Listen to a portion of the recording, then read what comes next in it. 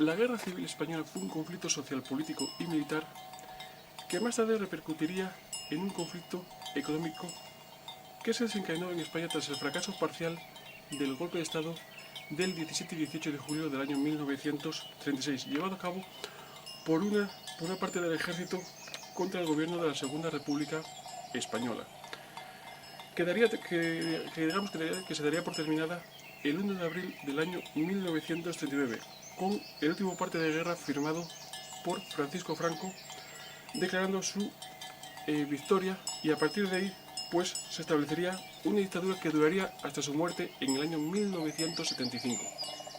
Rendimiento de nuevos armamentos y tácticas militares para la futura contienda mundial. La Guerra Civil Española marca el primer antecedente de la Segunda Guerra Mundial, el fin de una época bélica y el comienzo de las guerras modernas. Voluntarios de más de 20 países vendrán a luchar en una guerra que no es la suya, bien por ideales o bien como soldados a sueldo. Hombres de todo el mundo vendrán a España a combatir por los españoles y por ellos mismos.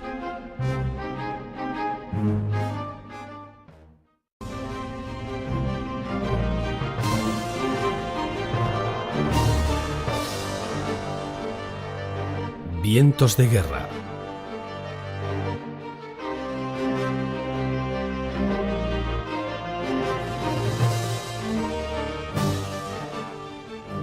Durante los convulsos años 30, el mundo occidental hierve de ideologías políticas antagónicas. La crisis de las democracias occidentales en el periodo de entreguerras propicia el auge de regímenes totalitarios en muchos países de Europa. Las democracias parlamentarias, entre ellas Francia y Gran Bretaña, están debilitadas por la crisis económica mundial y por las amenazas de totalitarismos de izquierda y derecha. La Segunda República Portuguesa termina con un golpe de Estado en 1926, iniciándose la dictadura militar del general Carmona. Rumanía y Grecia van directas a una dictadura. Los principales bancos de Austria y Alemania quiebran y Gran Bretaña se acerca a los 3 millones de parados. La moneda inglesa, la libra esterlina, se deprecia un 30%. Las ideologías de extrema izquierda y derecha, comunismo y fascismo, luchan por controlar a las masas.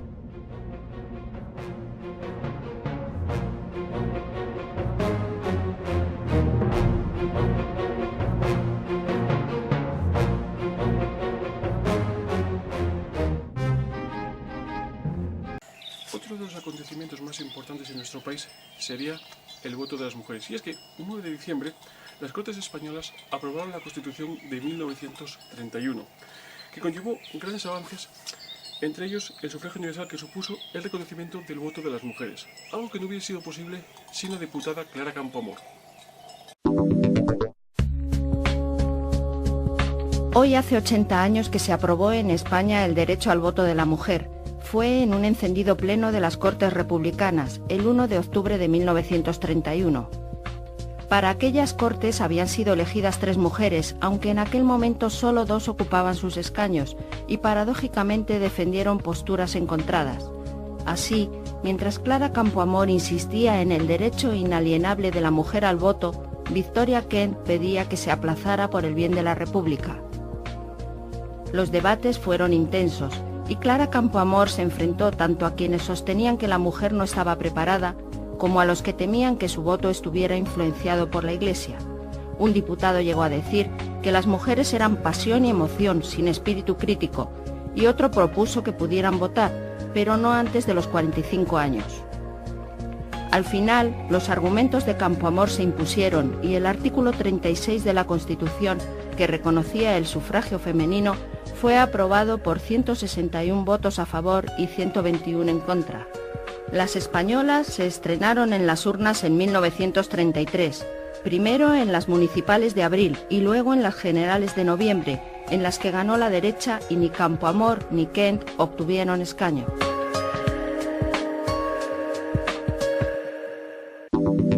Y tampoco nos podemos olvidar de la profunda crisis actual. Y es que por crisis económica de 2008 a 2013 se entiende que la crisis económica mundial comenzó en el año 2008 y que fue originada en los Estados Unidos. Uno de esos motivos principales pues sería, por ejemplo, los altos precios, las materias primas debido a una elevada inflación planetaria, la sobrevalorización del producto, crisis alimentaria mundial y energética y la amenaza de una recesión en todo el mundo, así como también una crisis crédito hipotecaria, además de una confianza en los mercados.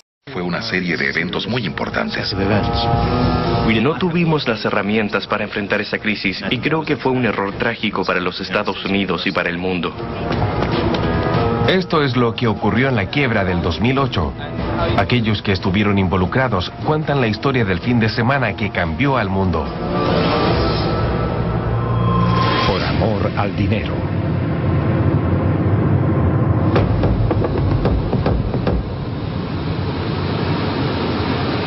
En septiembre del 2008, cuando el secretario del Tesoro de los Estados Unidos llegó a Nueva York, se enfrentó a un gran dilema. Hank Paulson, el hombre a cargo de la política económica de los Estados Unidos, voló desde Washington porque Lehman Brothers, uno de los bancos de inversión más antiguos de Wall Street, estaba perdiendo dinero. ¿Debería dar algo de dinero para salvar a la compañía? ¿O dejaría que los mercados siguieran su curso? ¿Y si dejaba que el banco quebrara? ¿Cuáles serían las consecuencias para la economía global? A pocas horas de la noticia, citó a los más altos ejecutivos de los bancos más importantes del país, los llamados amos del universo, a una reunión sobre la crisis.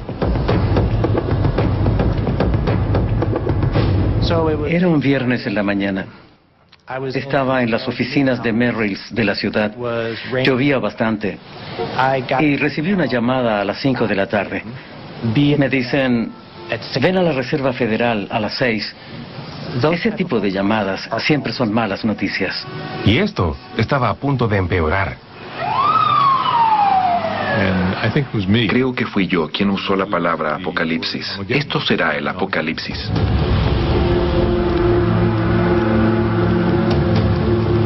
La FED, o Reserva Federal de Nueva York, el lugar en donde la crisis se desató, se encuentra a pasos de Wall Street.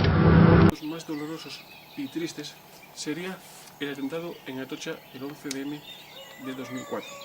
Los atentados del 11 de marzo de 2004 fueron una serie de ataques terroristas en 4 trenes de la red de cercanías de Madrid, llevado a cabo por los terroristas yihadistas. Se trata del segundo mayor atentado cometido en Europa hasta la fecha.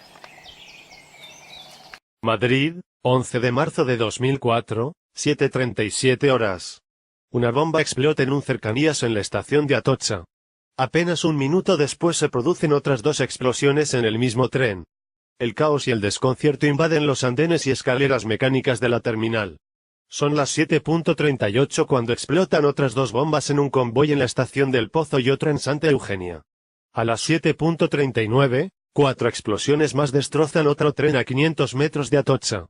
En apenas 3 minutos, 10 bombas reescriben la historia. Madrid acaba de sufrir el mayor atentado terrorista perpetrado jamás en España.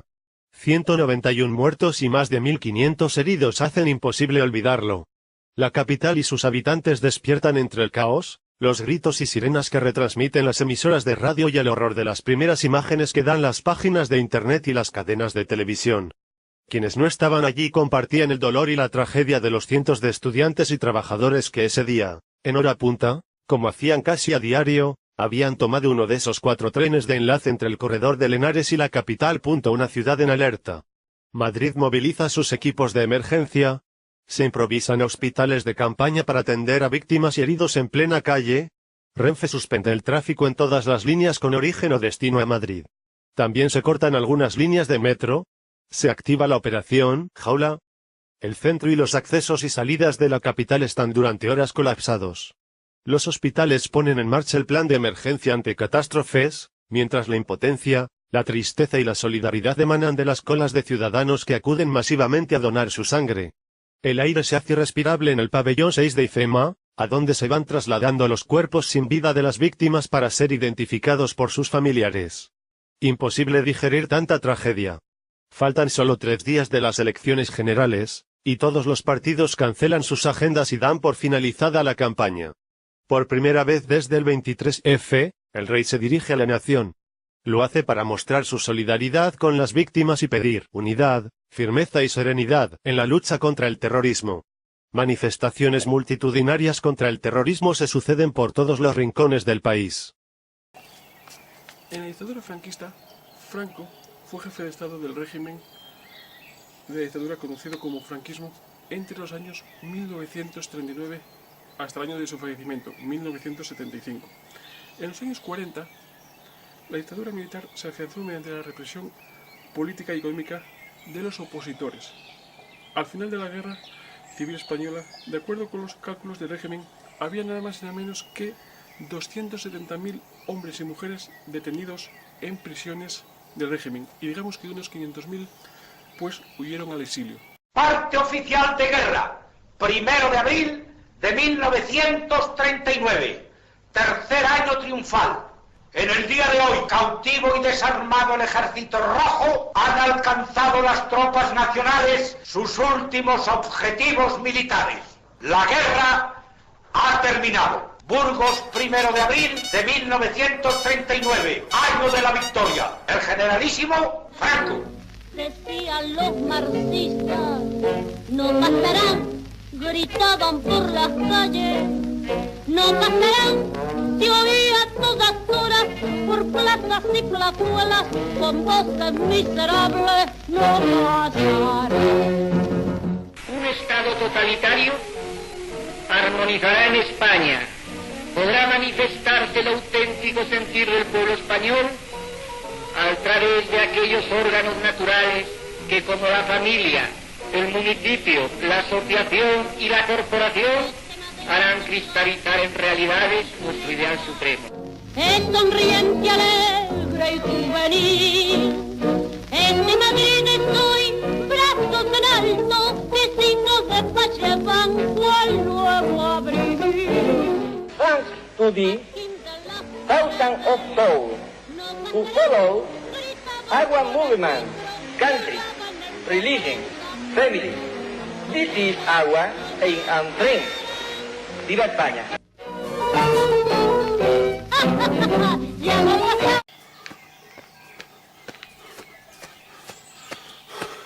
¡Forasteros! En una entrevista de trabajo le pregunta al entrevistador a que va a buscar trabajo, le pregunta: ¿nivel de inglés? Alto. A ver, dígame cómo se dice fiesta en inglés. Party.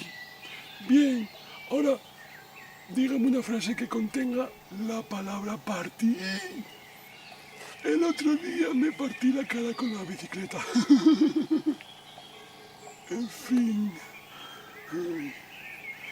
¿Cómo se dice forasteros?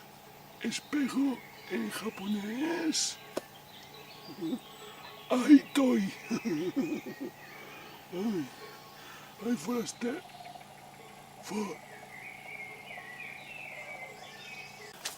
Bueno, y otro acontecimiento importante sería la nueva Constitución en el año 1978. Y es que la Constitución fue ratificada en el referéndum del 6 de diciembre de 1978 y que sería posteriormente sancionada por el rey Juan Carlos I el 27 de diciembre y publicada en el Boletín Oficial del Estado el 29 de diciembre de ese mismo año. La prolongación de la Constitución implicó la culminación de la llamada Transición Española. Con un nutrido y cálido aplauso, acogen a sus majestades los representantes de las cámaras legislativas reunidos en solemne sesión conjunta. El presidente de las Cortes, señor Hernández Gil, inició el acto con un discurso en el que con emocionadas palabras puso de relieve el esfuerzo de todos los grupos parlamentarios en la tarea común.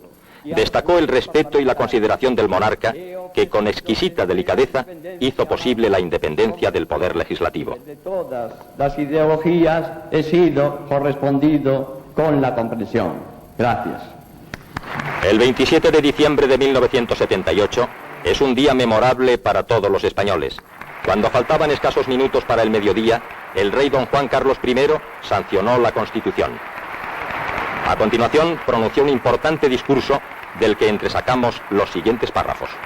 Señoras y señores diputados, señoras y señores senadores, como expresión de los momentos históricos que estamos viviendo y cuando acabo de sancionar como rey de España la Constitución aprobada por las Cortes y ratificada por el pueblo español, quiero que mis palabras, breves y sencillas, sean ante todo de agradecimiento hacia los miembros y grupos de estas cámaras que han elaborado la norma fundamental por la que ha de regirse nuestra convivencia democrática. Importante es el paso que acabamos de dar en la evolución política que entre todos estamos llevando a cabo. Importante es la aprobación de una ley básica como la que hoy he sancionado y que constituye el marco jurídico de nuestra vida en común. Pero pensemos que la ruta que nos aguarda no será cómoda ni fácil y que al recoger el fruto de la etapa que se cierra, debemos abrigar también la ilusión de no desfallecer en nuestro empeño, el propósito de no ceder terreno al desánimo y la seguridad de mantener el pulso necesario para sortear escollos y dificultades. El día de mi proclamación tuve ocasión de decir que el rey es el primero español obligado a cumplir con su deber. Por eso repito ahora que todo mi tiempo y todas las acciones de mi voluntad estarán dirigidas a este honroso deber que es el servicio de mi patria. Muchas gracias. Con esta alocución y el aplauso de los representantes de las dos cámaras se cierra el periodo constituyente.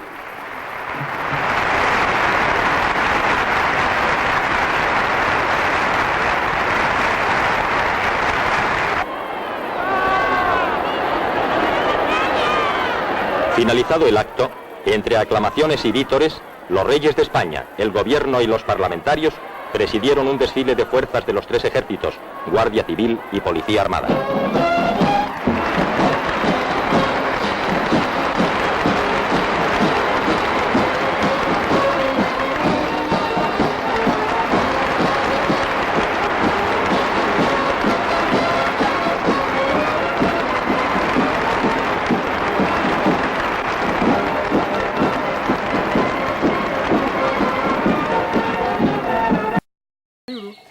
Fue la moneda oficial en la llamada zona euro de Europa en el año 1929. Se convirtió en la moneda del cambio oficial el 1 de enero del año 2002, reemplazando a lo que entonces era la peseta. Los ciudadanos la empezaron a usar en su vida cotidiana, incluso a pesar de las protestas por la subida encubierta de los precios que supuso este cambio de moneda. Nadie creía que España iba a estar hoy aquí participando activamente en el acto fundacional del euro, de la moneda única europea.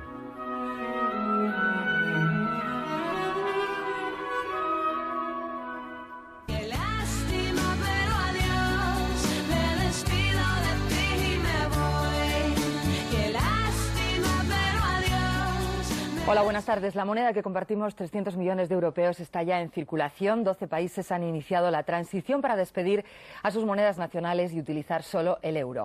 3 euros que son, no lo sé, multiplico, me llevo de aquí, lo pongo ya, 500 pesetas. Se mete uno el dinero en el bolsillo y parece que lleva 2 duros, ¿no?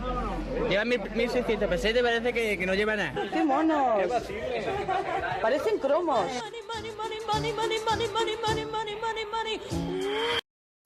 Los Juegos Olímpicos de 1992 se celebraron en Barcelona entre los días 25 de julio a 9 de agosto.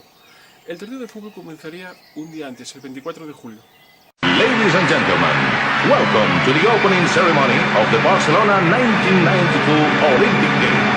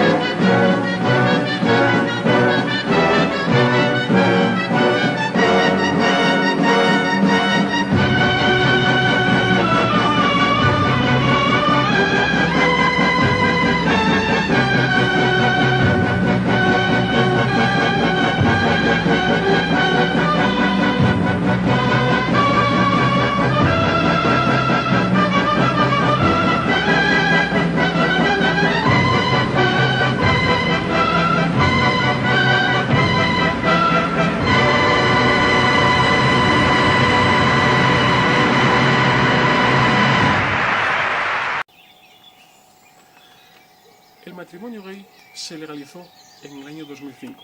En el año 2004, José Luis Rodríguez Zapatero, por entonces secretario general del Partido Socialista, se presentó a las elecciones generales con un programa que incluía el matrimonio entre personas del mismo sexo y el ejercicio de cuantos derechos conlleva. A los homosexuales, que han soportado en carne propia el escarnio y la afrenta durante años, les pido que al valor demostrado en la lucha por sus derechos sumen ahora el ejemplo de la generosidad y expresen su alegría con respeto a todas las creencias. Con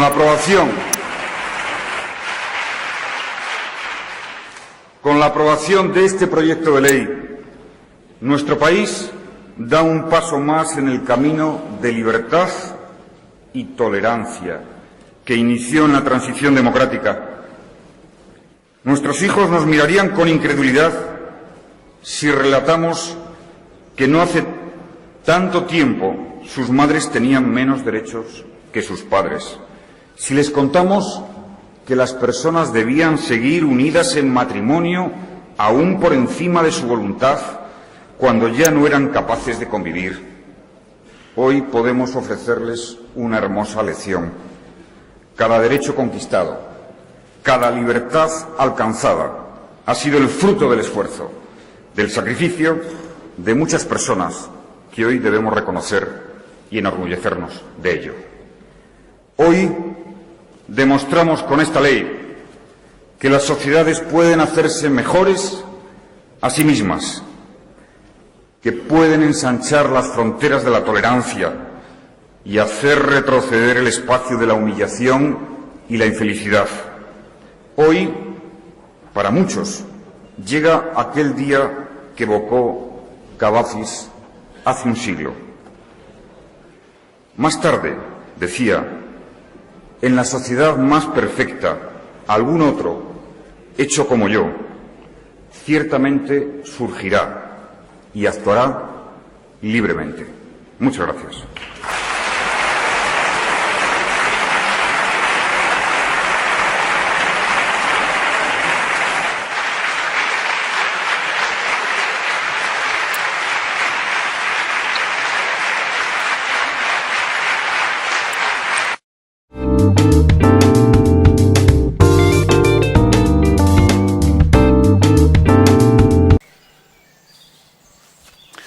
En el año 2007 publicaría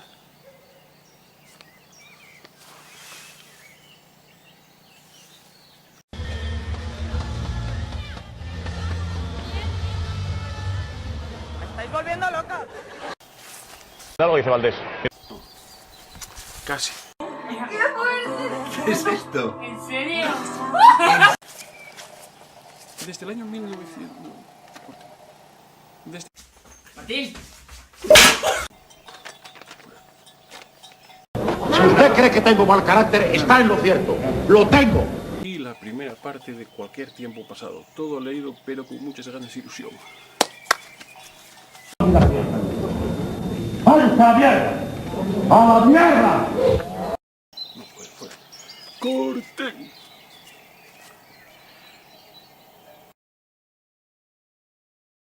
Estos han sido algunos de los muchos acontecimientos que se han vivido en España, que no nos hemos podido repasar, pero que esperemos que en futuras temporadas sí que lo podamos hacer. Y bueno, como podéis comprobar, este ha sido el último cualquier tiempo pasado de la temporada, y a mí me da especialmente tristeza porque durante todas estas semanas hemos estado grabando en esta maravillosa zona que tenemos aquí en Asturias, como podéis comprobar, que está situada en los exteriores del pueblo de Collado. Para mí, de verdad, ha sido un verdadero lujo y placer poder hacer cualquier tiempo pasado desde aquí. Evidentemente con muchos errores que han sido bastantes, os podéis comprobar a lo largo de la temporada, pero sobre todo, y lo más importante para mí, es la ilusión pues, que le he puesto pues, a la hora de hacer esto. Un objetivo que tenía marcado desde la primera temporada y que hoy se ha podido hacer realidad. Y todo eso pues espero que también sea de vuestro agrado. Pues nada, como siempre digo, muchas gracias por haber estado con nosotros pues una temporada más. Si os ha gustado, pues yo espero que podamos volver el próximo año. Si no es aquí, pues en otro sitio, porque aquí, si algo tenemos, son vistas y maravillosas, ¿eh? Y bueno, pues nada, quiero dar las gracias, como digo, a toda esa gente que semana tras semana nos está siguiendo y nos está dando su apoyo. Y sobre todo, lo más importante, a toda esta maravillosa gente que vive en este maravilloso pueblo de Collado, que nos ha cedido pues este terreno para poder hacer aquí cualquier tiempo pasado. Para mí ha sido un verdadero lujo y me voy con la satisfacción de haber hecho un grandísimo trabajo. Muchísimas gracias, familia, y nos vemos, si Dios quiere, la próxima temporada aquí, en cualquier tiempo pasado.